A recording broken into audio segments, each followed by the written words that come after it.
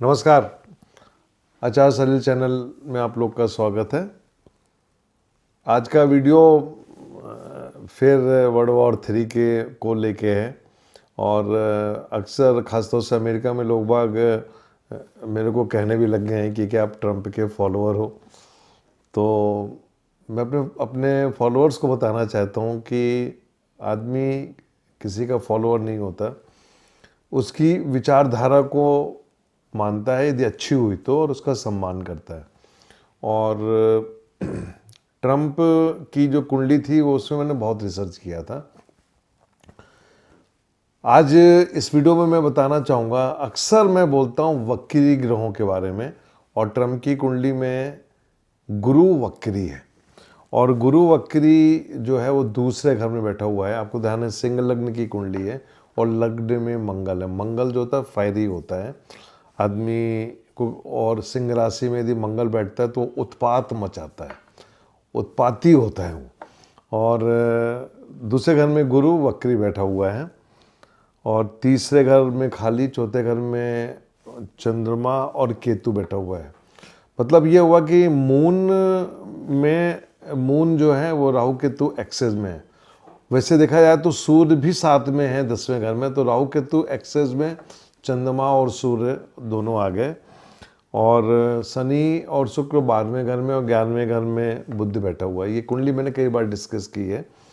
तो गुरु वक्री है और ये वक्री गुरु की जो महादशा शुरू हुई 2016 में शुरू हुई, और जैसे 2016 में वक्री गुरु आया उसने अनएक्सपेक्टेड गेन दिया, अनएक्सपेक्टेड, और वो अमेरिका के राष्ट्रपति बन गए 2016 से 2020 तक। बाद में वो गए और बाइडेन आए, और इसके बाद आप देखिए जैसे ही 2024 में चुनाव का टाइम आया तो वो वापस पावर में आ गए। मैंने अक्सर बोला है कि जो वक्री ग्रह होते हैं वो जीवन में अप्रत्याशित रिजल्ट देते हैं, अनएक्सपेक्टेड उठाएंगे और अनएक्सपेक्टेड गिराएंगे। और गुरु जो होता है वो हमेशा रक्षा करता है, धन देता है।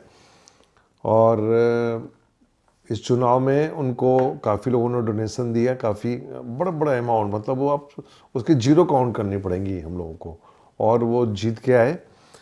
ये वक्री गुरुओं का फल था। और वक्री गुरु की महादशा में शुक्र का अंतर, वैदिक ज्योतिष में हम शुक्र को भी एक स्थान देते हैं। तो गुरु की महादशा में शुक्र का अंतर, गोली भी चली, बचे, जीते भी। मैंने एक वीडियो में बोला था कि वो उनकी कुंडली में एक छोटा सा लकून है जिसके कारण वो राष्ट्रपति बनेंगे। हालांकि मेजॉरिटी ऑफ पीपल जो थी अमेरिका की वो कमला हैरिस को चाहती थी, लेकिन वो लकूना जो था वो उनको राष्ट्रपति का चुनाव जिता ले गया। खैर ये भी बातें पुरानी हो गई।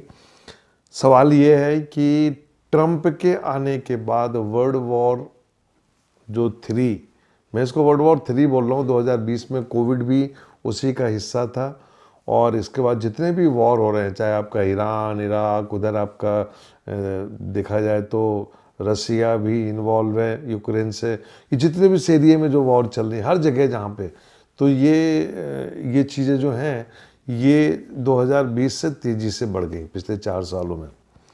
मेरे चैनल में कई वीडियोस पड़े हुए हैं। यूक्रेन की वॉर की मैंने ही प्रिडिक्शन की थी कि कब स्टार्ट होगी, डेट भी मैंने बताई थी, उस डेट पे शुरू हुआ था। तो गुरु की महादशा में शुक्र का अंतर 2024 में शुरू हुआ इनका, तो 25, 26, 27 मतलब 3 साल निकल जाएंगे। और इसके बाद फिर सूर्य आएगा 28, 29, तो 4 साल का टेन्योर है।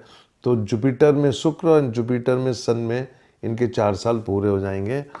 अब यहाँ पे हम देखते हैं कि राष्ट्रपति बनने के बाद, मैंने बोला है कि जो एग्जैक्ट ओथ टाइम होगा वो एक अलग कुंडली डिस्कस करेंगे, लेकिन मार्च के बाद जो कुंडली की स्थिति बन रही है वो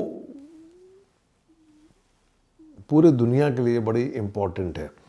मेरे फॉलोअर जानना चाहते हैं कि क्या ट्रंप वर्ल्ड वॉर कराएंगे या वर्ल्ड वॉर को ख़त्म करेंगे। एक सॉलिड, अक्सर क्या होता है वॉर का जो एंड होता है वो या तो न्यूक्लियर बम से होता है और या फिर कुछ ऐसी चीज़ें हो जाती हैं जिससे वॉर ख़त्म हो जाता है। आप वर्ल्ड वॉर 1 और 2 को देखिए, दूसरे में तो 2 न्यूक्लियर बम फूटे थे जापान में, जिसके कारण वो बंद हो गया था वर्ल्ड वॉर। वर्ल्ड वॉर 3 में यदि न्यूक्लियर बम फटे तो ये दुनिया पूरी ख़त्म हो जाएगी। ये ट्रम्प को पता है कि यदि ये एक ने भी एक न्यूक्लियर बम डाला तो फिर धड़ाधड़ न्यूक्लियर बम फूटेंगे, और ये न्यूक्लियर बम फूटेंगे तो पूरा जो अर्थ का जो एनवायरनमेंट है ख़त्म हो जाएगा, दुनिया ख़त्म हो जाएगी। ये ट्रम्प को पता है। और ऐसा नहीं है, ये दुनिया के जो इस दुनिया को जो चलाते हैं कुछ मुट्ठी भर लोग, उनको भी पता है। और क्या वो ऐसा होने देंगे? मुझे नहीं लगता कि ऐसा होने देंगे। और ट्रम्प के आने के बाद 1-2 वार्निंग होंगी, कुछ अटैक्स होंगे, कुछ 2-4 अच्छी मिसाइलें टेस्ट की जाएंगी दोनों साइड से। ये पावर की लड़ाई है। अभी इस समय पावर की लड़ाई जो है वो है ब्रिक्स के लिए, क्योंकि इधर आपका ब्राज़ील, रसिया, चाइना, इंडिया, ये एक ग्रुप है, उधर अमेरिका अपना अलग है, और डॉलर की लड़ाई है। और डॉलर की लड़ाई में कौन जीतेगा? क्योंकि बिजनेस जो होता है वो डॉलर से होता है, आप सबको पता है, आप लोगों ने काफ़ी वीडियोस देखे होंगे। तो यहाँ पे लड़ाई उसकी है, और ट्रम्प को उसको सॉर्ट आउट करना है। ट्रम्प कभी नहीं चाहेंगे कि 4 साल बाद जब वो राष्ट्रपति पद से हटें तो अमेरिका का जो फाइनेंशियल स्टेटस है वो बर्बाद हो जाए, वो कभी नहीं चाहेंगे। उन्होंने अभी एक स्पीच में कहा भी था कि मेरे को अमेरिका का जो एनर्जी, जो आपका एनर्जी का मतलब यहाँ पे क्या है, वहाँ पे सब कुछ बिजली से होता है, तो हमारी कैपेसिटी को बढ़ाना है। और उन्होंने ये कहा था कि चाइना ने काफ़ी हद तक बढ़ा दिया है, अपना जो स्ट्रेंथ है उसको काफ़ी बढ़ा दिया है। ही नोज कि यहाँ पे ये प्रॉब्लम्स हैं, उनको मालूम है कि 4 साल में कौन कौन सी कंट्री कहाँ कहाँ पहुँच गई है। तो जो मेन थ्रेट है उनको वो है दरअसल रसिया और चाइना से, और बाकी को तो अमेरिका कोई परवाह नहीं करते, उनके लिए कोई मायने नहीं रखता। लेकिन मेन चीज़ें रसिया और चाइना, बाकी को तो वो निपट लेंगे, वो वाली स्थिति है। मेरे फॉलोअर जानना चाहते हैं कि क्या वर्ल्ड वॉर को वो कराएंगे या ख़त्म करेंगे? बिल्कुल, मैं आपको गारंटी से बता रहा हूँ कि ट्रम्प के आने के बाद परिस्थितियाँ जो होंगी, क्योंकि वो नहीं चाहेंगे कि वो वॉर में जूझें, क्योंकि जितने भी वॉर हुए हैं उसमें अमेरिका का बड़ा फाइनेंशियल लॉस हुआ है। अपने आप को वर्ल्ड का नंबर 1 प्रूव करने के लिए अमेरिका ने काफ़ी वॉर किए हैं। एक स्टेटमेंट उन्होंने दिया कि जो कनाडा को लेके, वो बड़ा ही इंटरेस्टिंग था, और वो उस दिन मैं वहीं पे था। तो जब उनका ये स्टेटमेंट आया कि कनाडा के प्राइम मिनिस्टर को बुला के उन्होंने बोला कि आप मर्ज हो जाओ, वो बहुत सीरियस स्टेटमेंट है। लोग बाग उसको भले कुछ कहें मजाक में, वो मजाक नहीं है, क्योंकि यदि कनाडा अमेरिका से मर्ज नहीं होता तो कनाडा बर्बाद हो जाएगा। कनाडा के जो हालात हो जाएंगे ना, वो आउट ऑफ कंट्रोल हो जाएंगे, और वहीं पे ट्रम्प का टारगेट है। तो मुझे लगता है कि अभी इस समय जो लड़ाइयाँ चलेंगी, जो चलेगा वो अपने अपने ज़मीन को बढ़ाने के लिए चलेगी। जैसे अफ़गानिस्तान ने लैंड बढ़ा लिया, उधर चाइना ने लैंड बढ़ा लिया, हर कंट्री अपना अपने एरिया को बढ़ाने के लिए लगी रहेगी। लेकिन ट्रम्प जो है कनाडा तक ही सीमित रहेंगे कि कनाडा को मर्ज कराया जाए। वॉर के लिए मुझे नहीं लगता कि वो कोई न्यूक्लियर टेस्ट करेंगे। लास्ट मोमेंट होगा, खासतौर से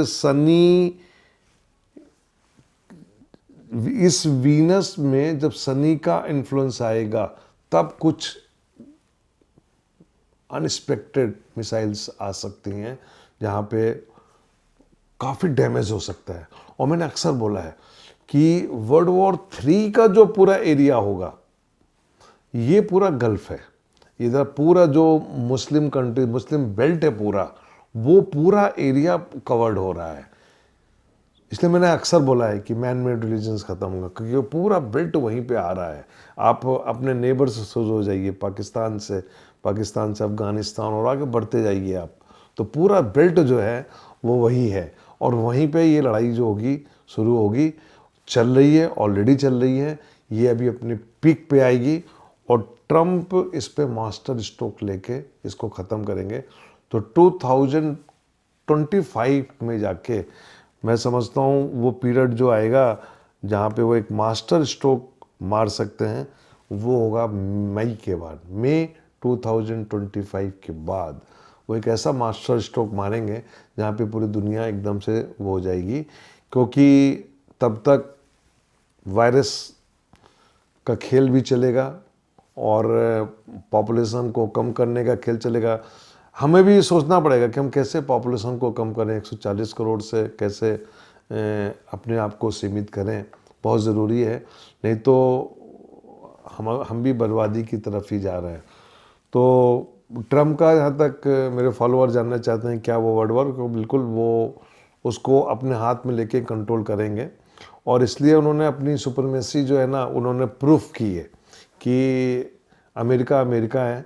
और मैं अपने चैनल के माध्यम से एक बात बोलूँगा कि अमेरिका रियली अमेरिका है, उसको डिफीट करना इतना आसान नहीं है। नमस्कार।